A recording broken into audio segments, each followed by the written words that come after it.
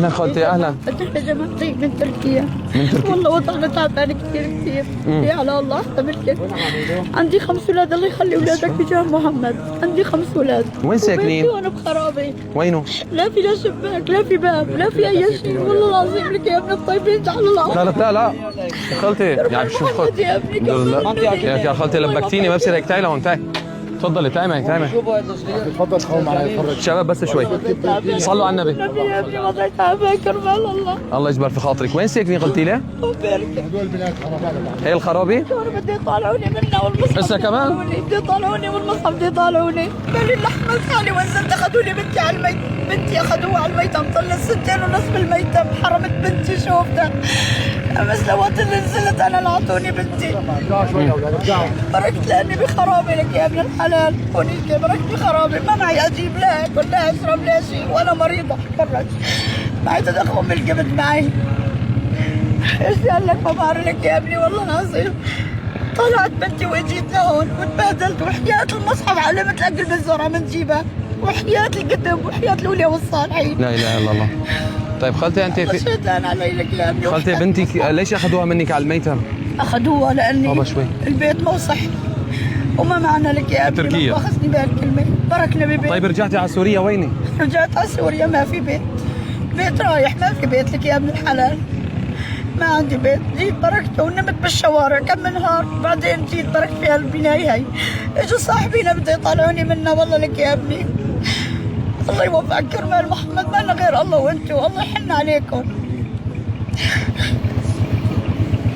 ما بعرف اقدر بحالي، وابني ما بيشتغل ولا شيء، ما بيلاقي شغل. قال لك عبرو عزيزنا وبشتغل وبجيب لك الاكل. هيك قال لك.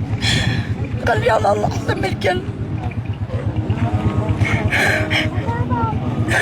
بس بشكي امري لرب العالمين، بشكي امري لله، الحمد لله على حاله وعلى كل حال. الله يوفقك يا ابني، انك بتعمل جهدك كرمال محمد يا ابني، تساعدنا كرمال النبي، ما لنا غير الله وانتم، الله يوفقكم كرمال محمد يا ابني. الله يحن عليك يا رب. يلا صلي على النبي وروحي شوي. اللهم صل على النبي هدي كرمال محمد.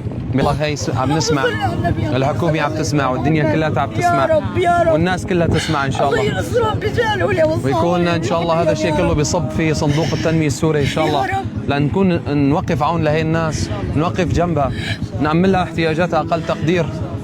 والله العظيم يعني اغراض ليناموا اولادي عليهم ما في زياده، افرجيك تعال شوفوا هاي البنايه لك يا خالتي شايف؟ تعال شوف هاي البنايه والله لا شباك لا باب ولا شيء، الباء اكل للبنت والله لك يا ابني. منظمات ما دخلت على حلب؟